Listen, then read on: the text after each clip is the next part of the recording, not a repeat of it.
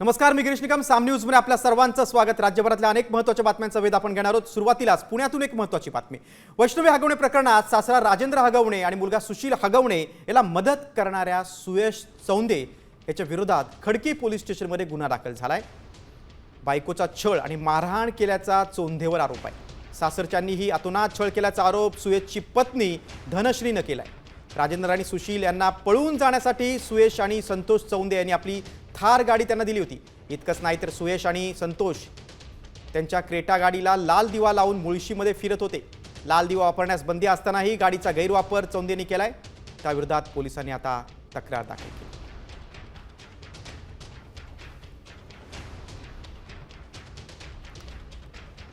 मारहाण करायचे, पैसे घेऊन ये म्हणायचे माहेराकडनं, आणि मुलगी झाली म्हणून पण त्यांनी छळ केला. मुलीची कोणती फी पण भरली नाही त्यांनी. मध्ये पट्ट्यानी पण मारहाण केली होती मला, पण मी पोलीस चौकीत गेले नाही माझ्या फॅमिलीमुळे की नको त्रास व्हायला त्यांना. ब्लॅक मॅजिक करायच्या त्या सासूबाई. सासरे पण इन्व्हॉल्व असायचे. सासरे शिव्या द्यायचे. त्यांची पण नजरदृष्टी काही चांगली नव्हती.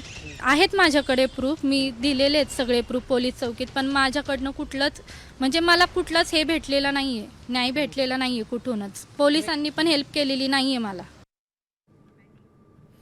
सुयश चौंदेवर आता गुन्हा दाखल झालेला आहे. सुयशच्या पत्नीनं गंभीर आरोप केलेले आहेत. आपल्याकडे सगळे छळाचे पुरावे आहेत असं देखील म्हटलेलं आहे. आणि याच सुयश चौंदेनं हगवणे कुटुंबाला मदत केली होती. त्या प्रकरणी आता पोलिसांनी गुन्हा दाखल केलाय. बायकोच्या छळ आणि मारहाणीचा आरोप सुयश चौंदेवर आहे. हगवणे पिता पुत्राला ज्यांनी ज्यांनी मदत केली आहे त्या सर्वांविरोधात पोलिसांनी गुन्हा दाखल केलाय. पुण्यातल्या बातमीनंतर आता राज्यभरातल्या आणखी काही घडामोडींचा आपण वेगवान आढावा घ्या. टॉप 5च्या माध्यमातून सुरुवातीला पावसामुळे झालेल्या नुकसानीच्या बातम्या पाहूयात. धाराशिवच्या कळंब तालुक्यातील एकुरका गावात टरबूजाच्या बागेचं नुकसान झालंय. टरबूजाच्या शेतात पाणी साचल्यानं ही टरबूज आता सडायला सुरुवात झाली आहे. त्यामुळे शेतकऱ्याचं नुकसान झालं.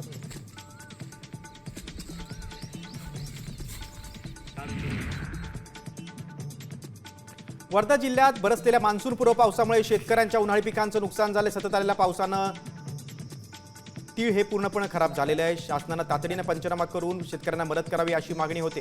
तीळ उत्पादक शेतकरी आता हतबल झालेले आहेत. अनेकांच्या शेतात पाणी साचलंय.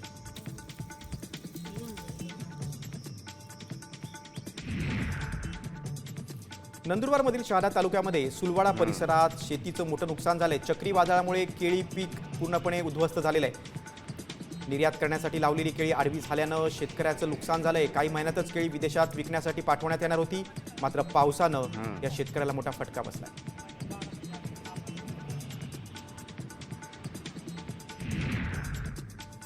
दुसरीकडे सोलापूर जिल्ह्यात मात्र द्राक्ष बागेचं नुकसान झालंय. विविध भागांमध्ये पावसानं हजेरी लावली. काही ठिकाणी मुसळधार पाऊस बरसलाय. त्यामुळे फळबाग उत्पादक शेतकऱ्यांचं नुकसान झालंय. द्राक्ष बागेच्या गर्भधारणेच्या काळातच पाऊस झाल्यानं द्राक्ष बागांवर त्याचा मोठा परिणाम झालेला आहे.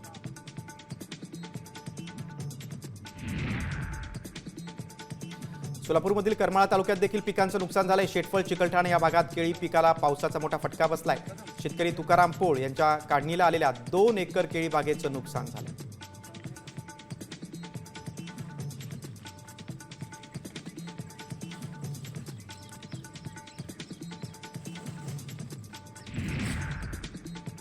आता पाहूयात मराठवाड्यातील टॉप 5 बातम्या. 15 दिवसांपूर्वी कोरड्या असलेल्या नद्या आता धुवाधार पावसामुळे वाहू लागल्या. धाराशिव जिल्ह्यातील भूम शहर परिसरात मुसळधार पाऊस झाला. या पावसामुळे नदी नाले ओसंडून वाहू लागले.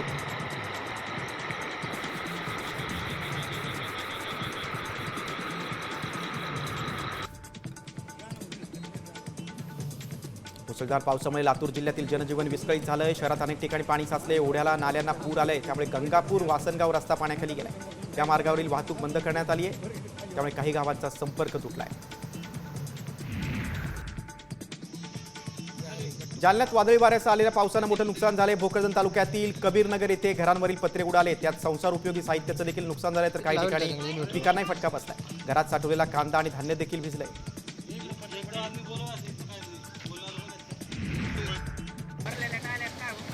जालन्यातील बोडखा परिसरामध्ये जोरदार पाऊस पडला. या पावसामुळे बोडखा गावातील नारोळा नदीला पूर आला आहे. तर पुलावरून नागरिकांचा ट्रॅक्टरमधून जीव घेण्याचा प्रवास सुरू आहे. घनसावंगी तालुक्यात देखील मुसळधार पाऊस पडतो.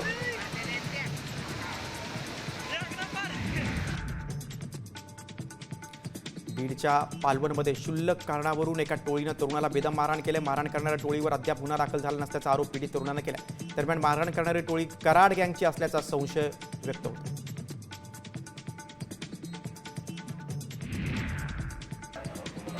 बीड जिल्ह्यातून जाणाऱ्या धुळे सोलापूर राष्ट्रीय महामार्गावरील गढी पुलावर भीषण अपघात झाला. या अपघातात 6 जणांचा जागीच मृत्यू झाला. गढी पुलावर कार डिवायडरवर धडकून अपघात झाला. डिवायडरमध्ये अडकलेली गाडी बाहेर काढण्यासाठी गाडीतील सर्वजण बाहेर पडले आणि याच दरम्यान महामार्गावरून जाणाऱ्या भरधाव ट्रकनं या 6 जणांना उडवलं.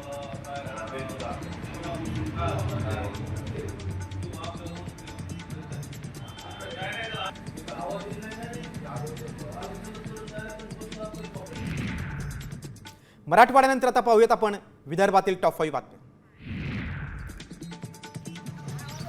वाशिममध्ये गेल्या 12 ते 15 दिवसांपासून पाऊस सुरू आहे, त्यामुळे अनेक भागात कापणीला आलेल्या ज्वारीची कणसं पूर्णपणे काळवंडली आहेत. त्यांना बाजारात तोडीमोल भाव मिळतोय. शेतकऱ्याचं मोठं नुकसान झालं.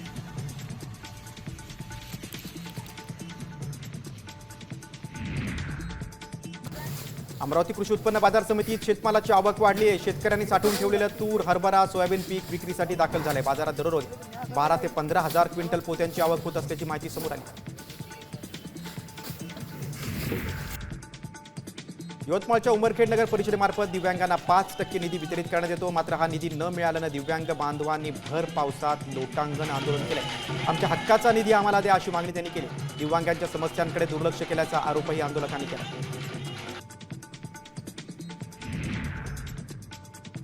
वाशिमच्या मालेगाव शिवचौकात एक धक्कादायक घटना समोर आली आहे. महावितरणच्या विद्युत पोलवर स्पार्किंग होऊन आगीनं जोर धरला. महावितरणच्या कर्मचाऱ्यांना याची माहिती मिळताच तत्काळ घटनास्थळी धाव घेतली आणि आग त्यांनी नियंत्रणात आणली.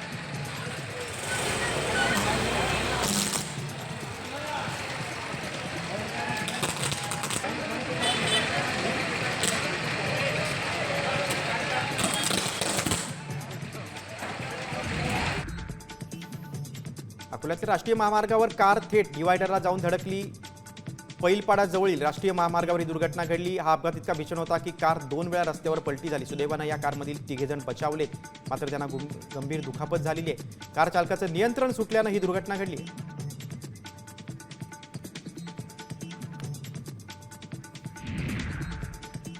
विदर्भानंतर आता आपण पाहूयात पश्चिम महाराष्ट्रातील टॉप 5 बातम्या.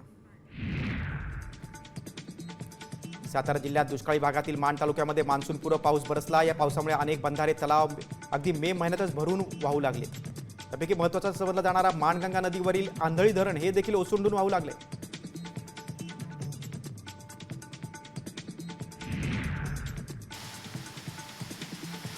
कोल्हापूरचा राऊतवाडीचा धबधबा प्रभावित झाला आहे. राधानगरी तालुक्यात राधानगरी धरण क्षेत्र परिसरातील राऊतवाडी धबधबा पर्यटकांचं आकर्षण असतं. सध्या मुसळधार पाऊस सुरू आहे, त्यामुळे धबधब्यावर पर्यटक हुल्लडबाजी करताना दिसत आहेत. त्यामुळे पर्यटकांना या परिसरात तात्पुरती बंदी घालण्यात आली. अक्कलकोट तालुक्यातील भीमा नदीत पाणी सोडल्यामुळे हिळी बंधारा दुथडी भरून वाहू लागलाय. गावातील ओढ्याची पाणी पातळी वाढल्यामुळे अनेक बंधारे पाण्याखाली गेले.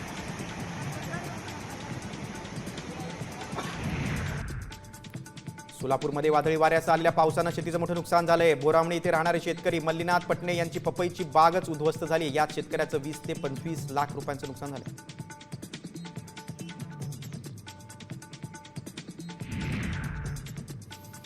कोल्हापूरच्या ग्रामीण भागात पावसाचा जोर कायम आहे. शेतीच्या मशागतीची तसंच पिकांच्या पेरणीची कामं पूर्णतः ठप्प झाली आहेत. शेतात पाणी साचल्यामुळे अजून पुढचे 8 ते 10 दिवस शेतकऱ्यांना पेरणी करता येणार नाही.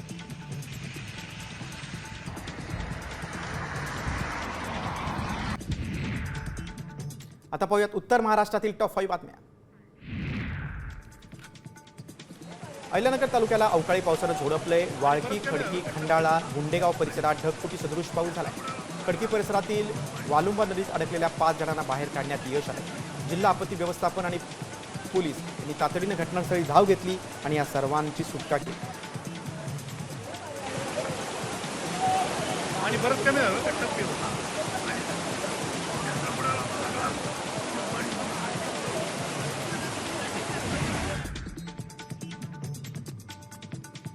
जळगावच्या अमळनेर तालुक्यामध्ये अनेक गावांमध्ये वादळी वाऱ्यासह मुसळधार पाऊस झाला. या पावसामुळे पिकांचं नुकसान झालंय, त्यामुळे शेतकऱ्यांच्या हातातोंडाशी आलेला घास हिरावून घेतलाय.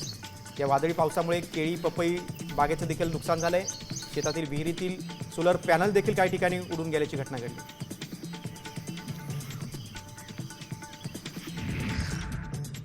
आता एक राजकीय बातमी मुंबईतून. भाजपनं आता महाविकास आघाडीला मोठा धक्का दिलाय, कारण जळगाव तसंच कर्जत जामखेड येथील मवियाच्या कार्यकर्त्यांनी भाजपमध्ये प्रवेश केलाय. रवींद्र चव्हाण, चंद्रशेखर बावनकुळे यांच्या उपस्थितीत हा पक्षप्रवेश पार पडलाय. महापालिका निवडणुकीच्या पार्श्वभूमीवर मंत्री उईकेंनी ही खेळी खेळल्याचं बोललं जातंय. जळगाव जिल्ह्यातील पाचोरामधील माजी आमदार दिलीप वाघ यांचा राष्ट्रवादीला रामराम आहे. माजी नगराध्यक्ष संजय वाघ यांची सोडचिठ्ठी आहे आणि त्यांनी भाजपमध्ये प्रवेश केलेला आहे. तसंच कर्जत जामखेड येथील देखील कार्यकर्त्यांनी भाजपची वाट पकडलेली आहे. महसूल मंत्री चंद्रशेखर बावनकुळे आणि कार्यकारी अध्यक्ष भाजपचे प्रदेशाध्यक्ष रवींद्र चव्हाण यांच्या उपस्थितीत हा पक्षप्रवेश पार पडलाय. नंदुरबारच्या शहादा तालुक्यात पावसानं थैमान घातले. मंदाना आणि गोगापूर गावातील गावकऱ्यांच्या घरावरचे पत्रेच उडाले. डोळ्यासमोर सगळा संसार वाहून गेला. आता जगायचं कसं असा प्रश्न शेतकऱ्यांना उभा राहिलेला आहे. मायबाप सरकारनं आम्हाला मदत द्यावी अशी आर्त हाक गावकऱ्यांनी दिली आहे.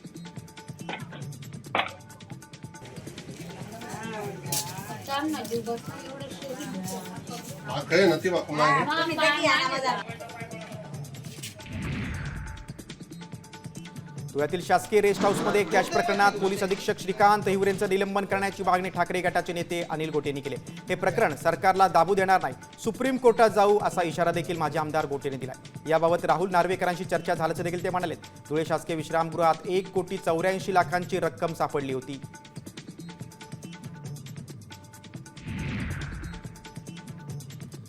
जळगावच्या पिंपळगाव गोलाईमध्ये धावत्या लक्झरी बसला भीषण आग लागली. पुण्याहून बऱ्हाणपूरकडे ही लक्झरी बस जात होती. या बसमध्ये 25 प्रवासी होते. त्यापैकी सुदैवानं कोणालाही दुखापत झाली नाही.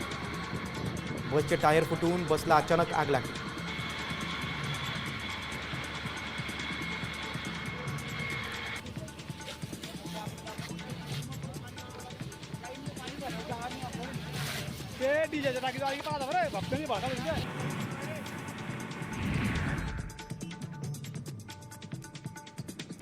शिरूरमधील रवींद्र करगळ या शेतकरी जो साई भक्त आहे त्यांनी साईंच्या चरणी 3,500 किलो केसर आंब्याचं दान केलंय.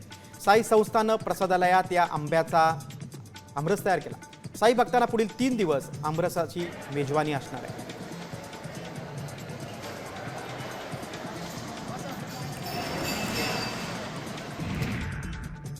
उत्तर महाराष्ट्रानंतर आता आपण वळूया कोकणाकडे.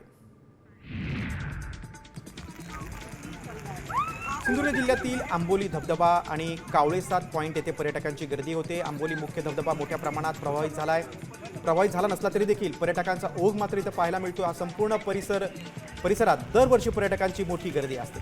आंबोली घाटामध्ये दाट धुकं पाहायला मिळतंय.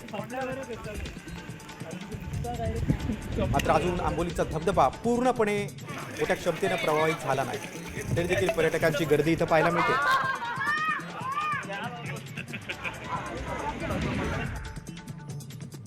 दुसरीकडे कोकणातील धबधबे पावसामुळे प्रभावित झालेत. पावसामुळे कोकणातील निसर्ग सौंदर्य आणखीनच खुलून गेले. रत्नागिरीतील पानवल धबधबा पर्यटकांना खुणावतोय.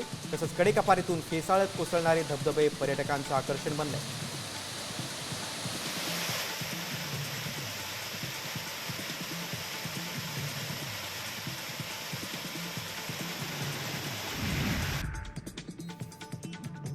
रत्नागिरी मुंबई गोवा महामार्गावर चिखलाचं साम्राज्य पसरलंय. वाहन चालकांना चिखलातून प्रवास करावा लागतोय. सुरुवातीच्या पावसातच मुंबई गोवा महामार्गाची अगदी दयनीय अवस्था झाली. महामार्गावर प्रवास करणाऱ्या वाहनधारकांकडून नाराजी व्यक्त होती.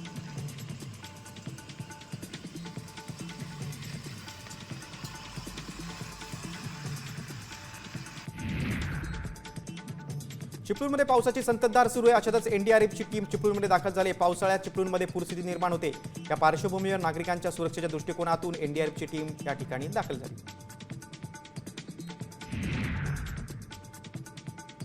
रायगड जिल्ह्यातील कोलाड येथे संभे गावात एक घर कोसळले. कौलारू घर हे कोसळले आणि 1 जण जखमी झालाय. बळीराम जाधव ही व्यक्ती या दुर्घटनेमध्ये जखमी झाली.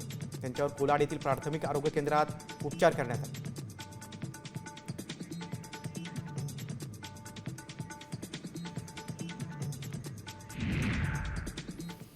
कोकणानंतर आता नाशिक जिल्ह्यातील टॉप 5 बातम्या पाहूया. नाशिक जिल्ह्यातील लासलगावमध्ये देशमाने परिसरात नदी नाल्यांना पूर आलाय. मध्यरात्री आलेल्या पावसामुळे काढणी करून ठेवलेला कांदा शेतात भिजलेला आहे, त्यामुळे शेतकऱ्यांचं नुकसान झालेलं आहे.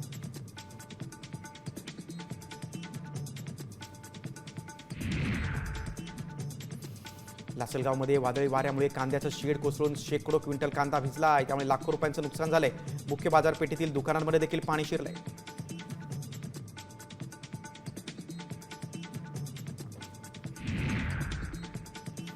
नाशिकमध्ये आंतरजातीय प्रेमविवाह केल्याने एका विवाहित महिलेचा तिच्या नर्स असलेल्या सासूनं घरीच गर्भपात केल्याचा गंभीर आरोप करण्यात आलाय.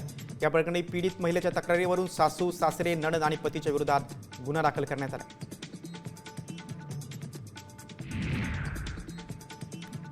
नाशिकमध्ये हिट अँड रनमध्ये किराणा खरेदी करून परतणाऱ्या 16 वर्षीय मुलीचा मृत्यू झालाय. अपघाताची घटना सीसीटीव्ही कॅमेऱ्यात कैद झाली आहे. नांदूर लिंक रोडवर ही दुर्घटना घडली आहे. मुलीचे वडील देखील गंभीर जखमी झाले.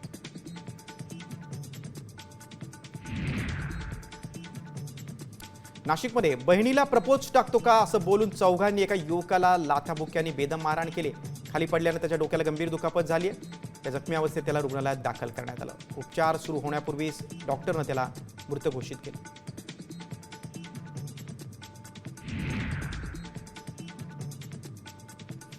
नाशिकच्या बागलांमध्ये एकाच रात्री 5 ठिकाणी घरफोडी झाली. यावेळी चोरट्यानं बंद घरात प्रवेश करत मौल्यवान वस्तू आणि रोकड जंपास केली. जायखेड पोलीस घटनेचा अधिक तपास करतात.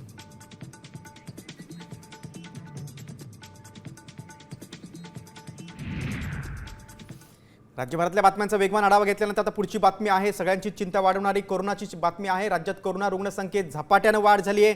राज्यात कोरोनाचे 325 सक्रिय रुग्ण आहेत. दिवसभरात 66 नवीन रुग्णांची नोंद झाली आहे. कोरोनामुक्त झालेल्या रुग्णांची संख्या 106 आहे. त्यामुळे आरोग्य यंत्रणेनं नागरिकांना काळजी घेण्याचं आवाहन केलं आहे.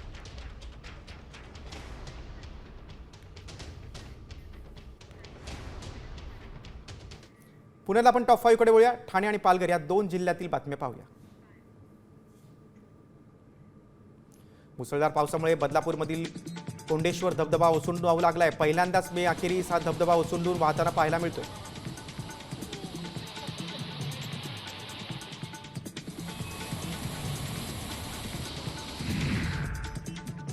आपण एखाद्या स्वर्गाची कल्पना करू. अगदी तशाच पद्धतीनं माळशेज घाटाचं आत्ताचं रूप दिसतंय.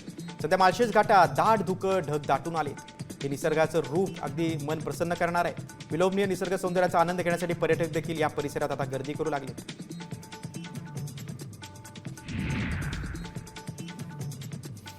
पालघरमधील सामाजिक कार्यकर्ते अमोल गर्जेंनी रस्त्यावरील चिखलात बसत भीक मागो आंदोलन केलेलं आहे. बोईसर तारापूर MIDC रस्त्यांची दुरवस्था झाली. यावर स्थानिकांनी वारंवार तक्रार करून देखील दुर्लक्ष केले जाते अशी त्यांची तक्रार आहे. त्यावेळी गर्जेंनी भीक मागत रस्त्यासाठी निधी जमा केला आहे. हे बोलतात भिकारड आहे MIDCचं प्रशासन. कशाला जो निधी आला होता तो निधी गेला कुठे? बुजवला का नाही? फक्त पावसाचे अवकाळी पडलेल्या पावसाचे बहाणे देतात का? या ठिकाणी मी भीक मागायला बसलेलो आहे. वसईमधील चिंचोटी कामण भिवंडी हा महामार्ग 10 वर्षांपासून दुरुस्तीच्या प्रतीक्षेत आहे. परंतु बांधकाम विभागाच्या दुर्लक्षमुळे हा रस्ता अक्षरशः मृत्यूचा सापळा बनलाय. या रस्त्याच्या विरोधात काँग्रेसनं रास्ता रोको आंदोलन केलं. हे काम 15 जूनपर्यंत पूर्ण झालं नाही तर त्याला ठेकेदाराला काळ्या यादीत टाकणार असं आता अधिकाऱ्यांनी या आंदोलनानंतर स्पष्ट केलं.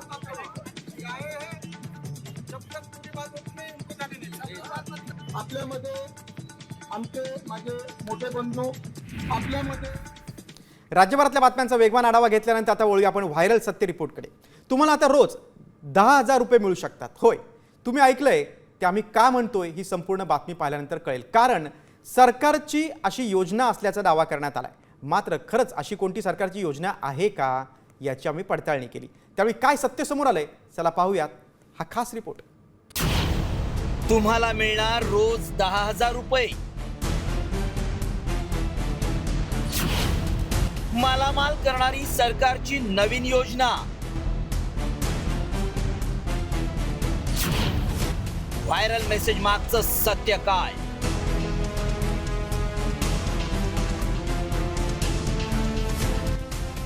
केंद्र सरकारची एक योजना आली आहे आणि या योजनेतून दर दिवशी 10,000 रुपये मिळतात असा दावा करण्यात आलाय. मिळालेले पैसे काढण्यासाठी ATM बाहेर रांगा लागत असल्याचा दावाही करण्यात आलाय. त्यामुळे सगळ्यांनाच प्रश्न पडलाय की ही नक्की योजना आहे तरी कोणती? मात्र खरंच अशी कोणती सरकारची योजना आहे का याची आम्ही पडताळणी सुरू केली. त्याआधी मेसेजमध्ये नेमका काय दावा केलाय पाहूया. पंतप्रधान मोदींच्या नावानं केंद्र सरकारनं एक योजना सुरू केली आहे. या योजनेतून दररोज 10,000 रुपये मिळवण्याची संधी आहे. रोज पैसे मिळत असल्यानं लोक तातडीनं पैसे काढतात. त्यामुळे एटीएम बाहेर लोकांच्या रांगा पाहायला मिळतात असा दावा केला गेलाय. त्यामुळे अशी कोणतीही योजना आहे का? खरंच सरकार रोज 10,000 रुपये देतंय का? याची सत्यता जाणून घेणं गरजेचं आहे. कारण पैसे हा अत्यंत महत्वाचा विषय आहे आणि रोज 10,000 मिळणारी योजना असेल तर त्यामागचं सत्य सांगणं गरजेचं आहे. त्यामुळे आमच्या टीमनं अशी कोणती योजना आहे याची पडताळणी केली. सरकारची स्कीम आहे का याबद्दल चौकशी केली. त्यावेळी काय सत्य समोर आलं पहा. रोज 10,000 मिळतात अशी कोणतीही योजना नाही. पंतप्रधान मोदींच्या नावानं योजना असल्याचा दावा खोटा आहे. बोगस लिंक पाठवून लोकांना फसवण्याचा धंदा सुरू आहे. योजनेसंदर्भात कोणतीही लिंक असल्यास उघडून पाहू नका. पैसे म्हटलं की अनेक जण मेसेज आवर्जून वाचतात आणि मेसेजमध्ये सांगितल्याप्रमाणे पुढे फॉलो करतात. याचाच फायदा घेत लोकांना फसवलं जातं. त्यामुळे .in किंवा .org असं वेबसाईटमध्ये असेल तर सावध व्हा. कारण सरकारच्या वेबसाईटमध्ये शक्यतो .gov.in असं असतं. आमच्या पडताळणीत दररोज 10,000 मिळतील अशी योजना असल्याचा दावा असत्य ठरलाय. ब्युरो रिपोर्ट, साम टीव्ही न्यूज.